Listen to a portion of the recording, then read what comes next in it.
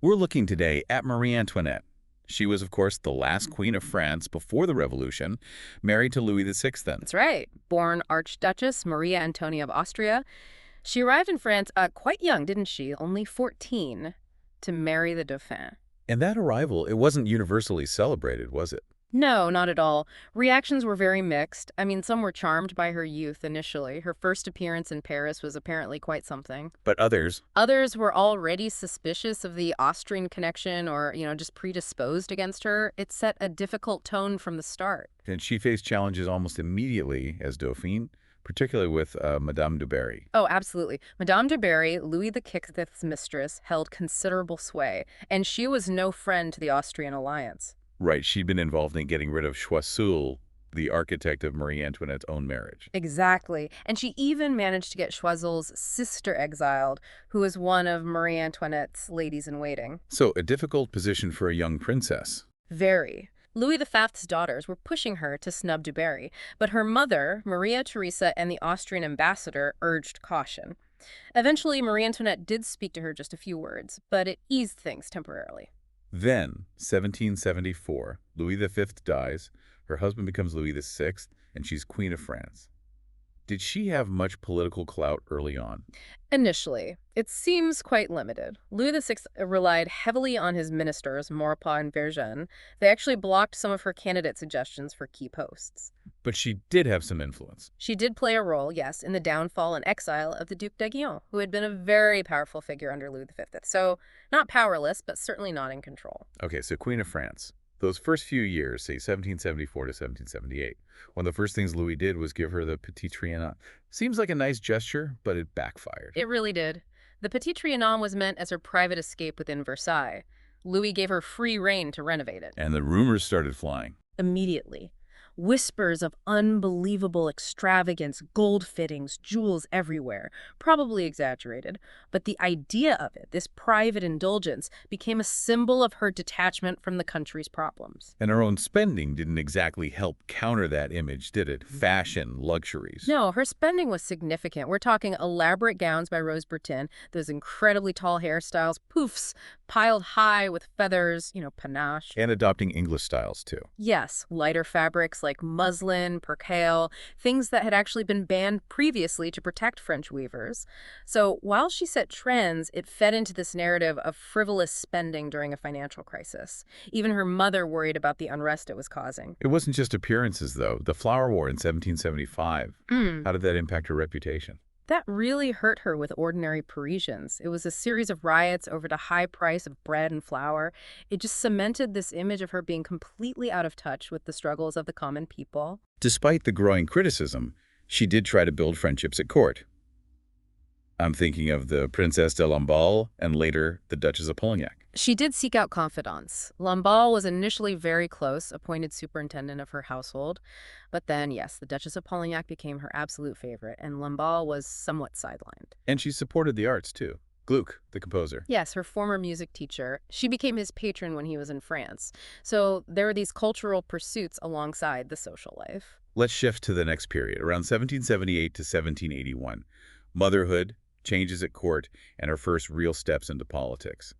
Her brother's visit, Emperor Joseph II, seems quite important here. Hugely important. He arrived unannounced in 77, partly to address the rather delicate issue of why, after 7 years, the royal marriage hadn't been consummated. And his conclusion was? Quite blunt, apparently. He told Louis directly it wasn't a physical issue, but more about the Queen's lack of interest and the King's lack of, well, assertiveness. He wrote a letter calling them a couple of complete blunderers. Astonishingly frank. Did his intervention work? It seems it did. The marriage was consummated just months later, in August 1777. And then came the pregnancies. Exactly. Her first child, Marie-Thérèse Charlotte, called Madame Royale, was born in December 1778.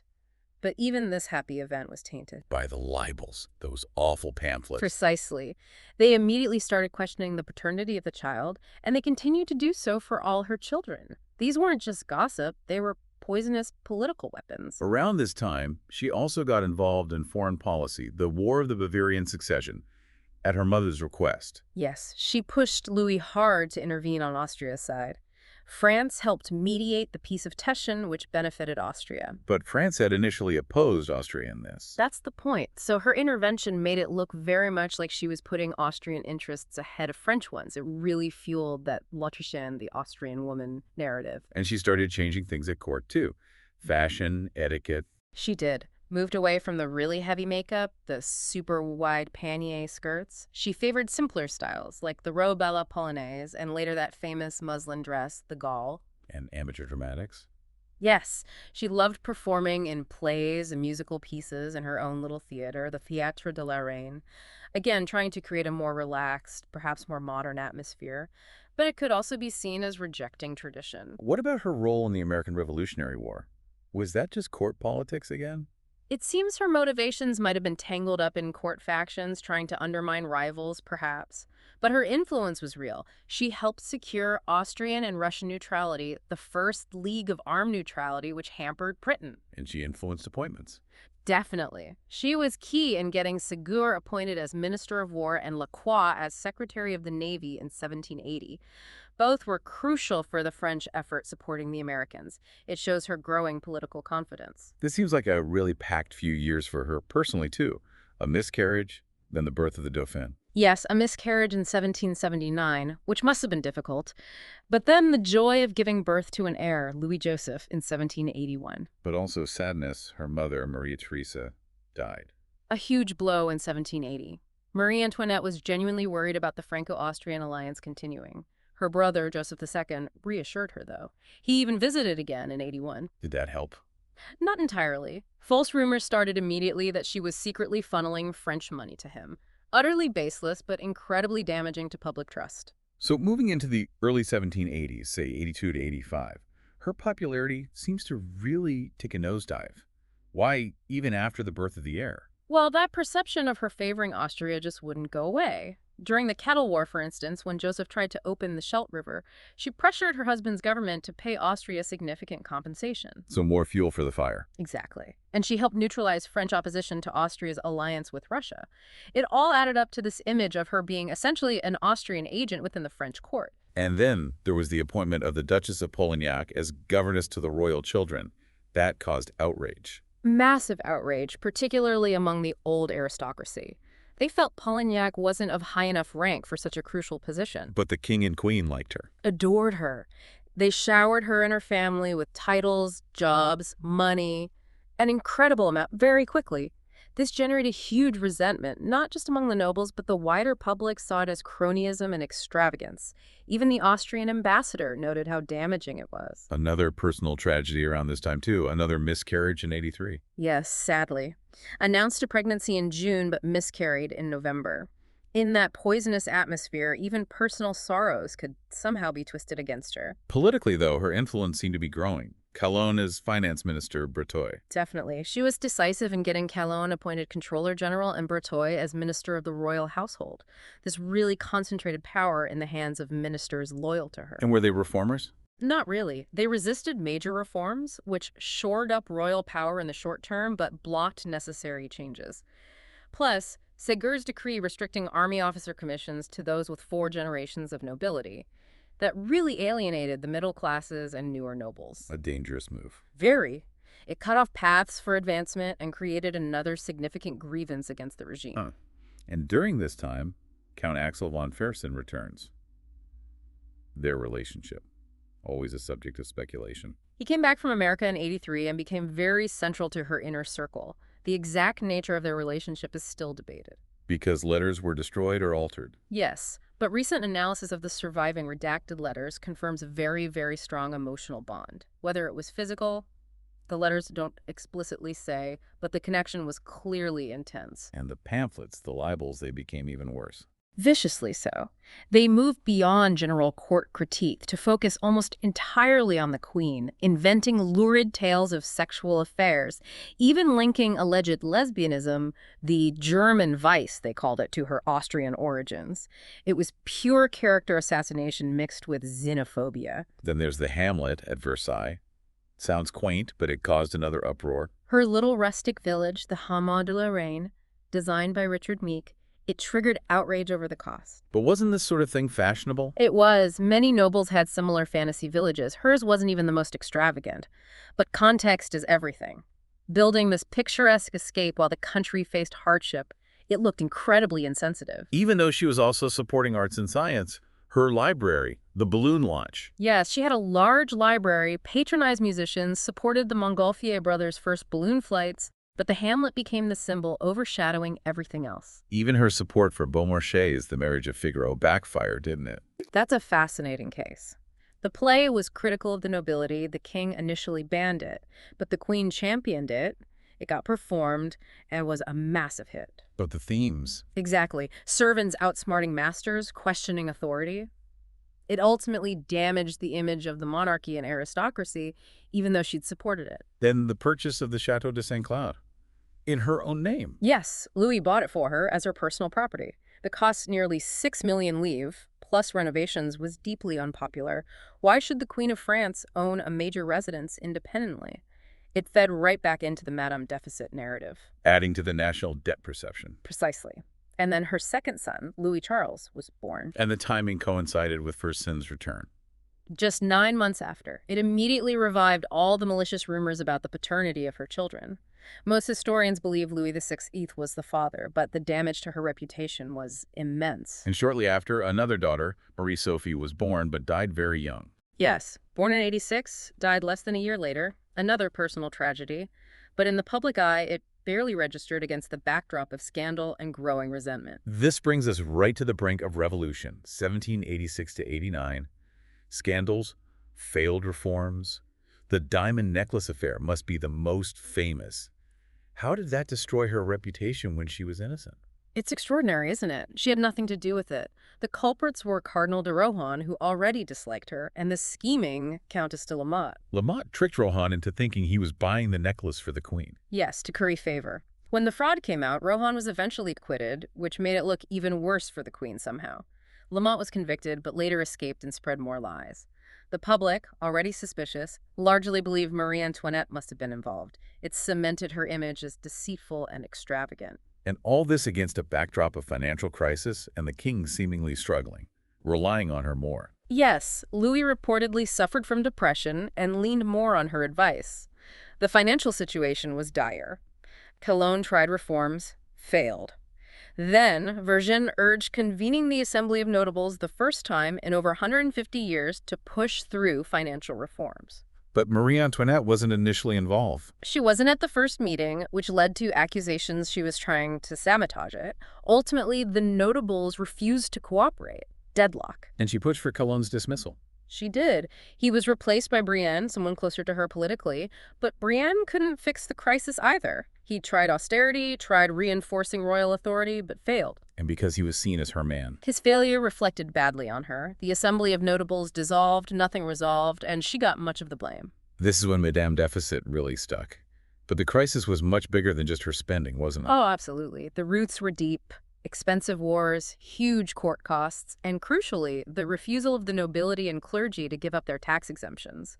She became the lightning rod, the easy scapegoat. Although her role in dismissing earlier reformers like Turgot and Necker didn't help matters long term. True. Those decisions arguably closed off potential solutions earlier on. She did try to fight back, image-wise. That Vigée-Lebrun portrait of her with her children. Yes, trying to present herself as a devoted mother. But then Jean de Valois-Saint-Remy escaped prison and published more slander about her. It felt like one step forward, two steps back. And the political situation just kept getting worse. Parlement exiled, Lit de Justice, Duke of Orleans exiled. Constant clashes. Resistance to the May edicts was widespread.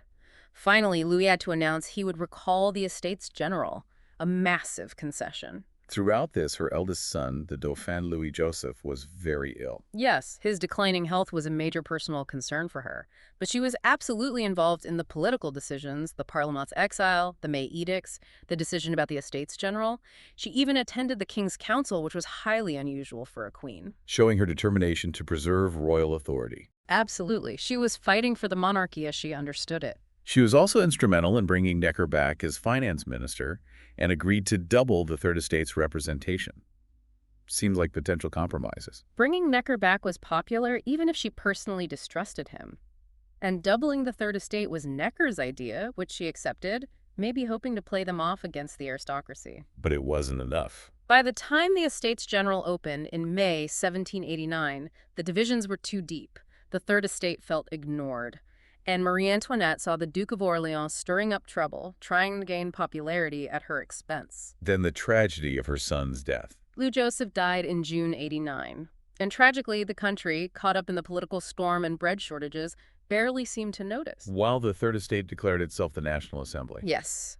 Rumors against the Queen intensified, and at this critical moment she urged the king to stand firm, to resist, even to use force against the Assembly. Which brings us right into the revolution itself, before the flight to Varennes. The tennis court oath, that must have been a shock to the system. A profound shock. The Third Estate, locked out of their meeting hall, swearing not to disband until France had a constitution. That was a direct challenge to centuries of absolute monarchy, a declaration of popular sovereignty. And Marie Antoinette's response was hardline, pushing for Necker's dismissal again. Yes, she saw Necker as too weak, too accommodating. She urged Louis to dismiss him and bring in Breteuil, believing he would use troops, Swiss mercenaries, to crush the Assembly. Which led directly to the storming of the Bastille on July 14th. Necker's dismissal was the spark. Lafayette then took command of the new National Guard in Paris. Royal control was evaporating. Many aristocrats started leaving France then, the émigrés. No. But she stayed. Yes, many high-ranking nobles fled, but she refused to leave the king, even as the National Assembly dismantled his powers piece by piece. A sense of duty, perhaps, or maybe a belief she could still influence events. Then the abolition of feudalism, the Declaration of the Rights of Man, and finally, the move to the Tuileries in Paris. Essentially, house arrest. A gilded cage, yes. Court life continued, sort of, but under immense constraint. She did some charity work, focused on her children, but behind the scenes, she was still politically active. Dealing with people like Necker, whom she blamed, and Lafayette, whom she hated. Exactly. Complex, necessary relationships. And all the while, the libels kept churning out lies, even accusing her of an affair with Lafayette. One surprising move was her secret alliance with Mirabeau. He was a leading revolutionary figure, wasn't he? He was a giant figure in the Assembly, yes. A liberal noble who sided with the Third Estate, but he wasn't anti-monarchy. He wanted a constitutional monarchy. And, well, he wasn't averse to being paid. So she reached out. On advice from the Austrian ambassador, yes. They met secretly. He was apparently impressed by her intelligence. They struck a deal, money for him, in return for him using his influence to strengthen the king's position. Was there a moment of hope? The Fête de la Fédération? July 1790, a huge festival on the anniversary of the Bastille. There was this brief, surprising outpouring of goodwill towards the royal family. Cheers for the king, even some for the queen. A fragile moment of seeming unity. But Mirabeau died soon after. A huge blow to their strategy. He died in April 91, and then came the civil constitution of the clergy. Which put the church under state control. Essentially, yes. Louis signed it reluctantly. The Pope condemned it. For Marie Antoinette and Louis, devout Catholics who believed in divine right, this was deeply offensive. It split the country profoundly. This seems to be the trigger for the escape attempt. The flight to Varennes. It certainly solidified their determination. There had been other plots discussed, but this was the one they acted on.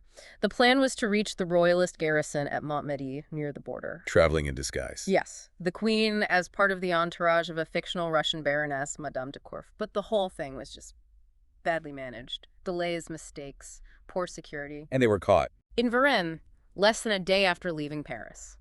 Recognized, arrested. The damage to the monarchy's credibility was immense, irreparable, really. The return journey must have been horrific. It was. Crowds hurled insults, threats. Interestingly, Barnave, one of the Assembly's commissioners sent to escort them back, showed her some courtesy, protected her from the worst of the mob. But the reception in Paris. Utter chilling silence, no cheers, just silent crowds. Barnave argued against putting them on trial immediately, trying to preserve the idea of a constitutional monarchy. And the story about her hair turning white. Her lady-in-waiting, Madame Campan, claimed the stress of those few days turned the queen's hair white almost overnight. A powerful image of the trauma. Varennes really changed everything, didn't it? Radicalized the revolution further. Absolutely. Surveillance at the Tuileries became incredibly strict. Her health suffered under the strain. And events like the Champ de Mars massacre pushed things further. Yes, Lafayette's troops firing on petitioners demanding the king's removal. It destroyed Lafayette's popularity. Marie Antoinette apparently helped ensure he didn't become mayor of Paris. Later, she despised him. It sounds like any chance for a moderate constitutional monarchy was slipping away. Was she cooperating sincerely with figures like Barnave? Her letters suggest not entirely. While Barnave and the moderates thought they were working with her, she was still pinning her hopes on foreign intervention. Still hoping Austria would step in. Yes, that was her primary strategy. This refusal to fully commit to the constitutional path undermined the moderates and played right into the hands of radicals like the Jacobins, who used her unpopularity brilliantly to push for a republic. Even as France declared war on Austria. Paradoxically, yes, April '92. The war was partly a response to Austrian threats she herself had encouraged, but now she was seen as the enemy within, accused of passing secrets to Austria. And the king's vetoes, encouraged by her, didn't help. Monsieur and Madame Veto. Those vetoes of assembly laws became symbols of royal obstruction. It just fueled the anger. Even Barnave's support couldn't stop the slide, refusing to work with the Girondins. She wouldn't deal with the Girondins, who were gaining power. Madame Roland denounced her. Louis dismissed the Girondin ministers. He lost what little support he had left. Which led to the confrontation on June 20th, 1792. The mob invading the Tuileries. A terrifying day. The mob stormed the palace, cornered the family, insulted them for hours. It was a direct, violent threat. Her reaction. Doubled down on foreign intervention, she urged Fersen to get the foreign powers to issue a really strong, threatening manifesto. The Brunswick Manifesto. Which backfired spectacularly. It threatened Paris with destruction if the royals were harmed. That was the final trigger for the insurrection of August 10th. The end of the monarchy. The definitive end. The family fled to the assembly for safety. The Tuileries was stormed. The Swiss guards massacred. The royals were imprisoned in the temple. Monarchy abolished. Imprisonment in the temple and the horrific death of the Princess de Lamballe. A truly barbaric episode. Lamballe was murdered by a mob, her head paraded on a pike outside the temple window. Marie Antoinette was spared seeing it, but the news devastated her. Then France declared a republic. They became the Capettes. Louis XVI put on trial. Yes, September '92, the final stripping away of status.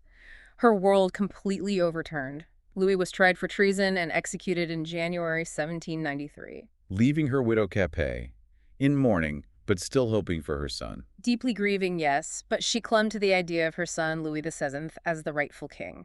Escape plots continued, but security was tight. Conditions were harsh, constant insults, though occasional messages got through. But the tide was turning against her in the convention, the Committee of Public Safety. Yes, the reign of terror was escalating. Robespierre and the committee wanted her tried. The Girondins fell, removing any moderate opposition. And then the decision to take her son away. Unspeakably cruel. Louis Charles, only 8, was forcibly removed, placed with the cobbler Antoine Simon to be re-educated. And forced to make accusations against her. Horrifically, yes. Simon brutalized the boy and coerced him into accusing his mother of terrible things, including incest. She was frantic to see him, but never allowed contact again. A devastating blow. Her last prison was the conciergerie. Conditions there. Bleak. An isolated cell, constant surveillance, absolutely no privacy. The Carnation plot, a last escape attempt, failed. She had some kindness from a woman named Rosalie Morlier, and managed to see a priest secretly at least once. Then the trial. October 93. A foregone conclusion. Almost certainly. The Revolutionary Tribunal, heavily influenced by the Committee of Public Safety, she and her lawyers had barely any time to prepare. The charges were broad. A mix of everything. Wasting treasury money, conspiring with foreign powers, planning massacres, plotting to make her son king, and that vile incest charge based on her son's forced testimony. How did she respond to that charge? Powerfully. She refused to answer it directly. Instead, she turned to the women in the courtroom, appealing to them simply as mothers. It reportedly silenced the room, even moving some against her. A moment of profound dignity amidst the ugliness. But the verdict was inevitable. Guilty. Death. Convicted early on October 16th, 3 main counts: depleting the treasury, conspiracy against the state, high treason. The death sentence followed swiftly. Her final hours. The letter to Madame Elizabeth. She wrote a moving final letter to her sister-in-law asserting her innocence, her faith. It never reached Elizabeth. She had to change clothes in front of the guards, put in the open cart the charrette for the ride to the guillotine. How did she face the crowds? Accounts say with remarkable composure, despite the jeers, she ignored the state-appointed priest. And her execution. Midday, October 16, 1793. Guillotined. Her reported last words were an apology to the executioner for accidentally stepping on his foot. Her body tossed into an unmarked common grave. The news must have horrified Europe. It did. She became this potent symbol. Some, like Jefferson, remained critical, blaming her in part for the revolution. Others, like Edmund Burke, lamented her fate as the end of an age of chivalry. Her sister in Naples was consumed by grief and rage. Later, during the Bourbon Restoration, their bodies were found. Yes, in 1815, Louis XVI and Marie Antoinette were exhumed and given a formal Christian burial in the Basilica of Saint-Denis, the royal necropolis, a symbolic restoration. Looking back, she remains such a complex figure. For revolutionaries, she was the symbol of everything wrong with the old regime. Absolutely. Extravagance, foreign influence, resistance to change. The tribunal blamed her for the financial crisis. Her Austrian birth made her treason seem inevitable to them. Her death felt necessary to complete the revolution. But there's another side. Patron of arts, wanting privacy. Yes, her taste, her commissions, the desire for a private life at Tryon, her library, her music. There are glimpses of a more nuanced person behind the political symbol. And she remains a fixture in popular culture, linked with fashion, wealth, conservatism. Endlessly fascinating. Subject of countless books, films, often seen through the lens of class conflict or as this tragic figure. Even contemporaries like Jefferson saw her as a key cause of the revolution itself. So clearly more complicated than just the caricature or the cake-eating queen. What's a final thought for people to consider? Maybe think about how much public perception, rumor, and outright propaganda can shape a historical figure's legacy, sometimes obscuring the person underneath. And perhaps reflect on the sheer human cost of living through such immense political turmoil, even for someone born to the heart of power. What does it mean when the political becomes so intensely and tragically personal?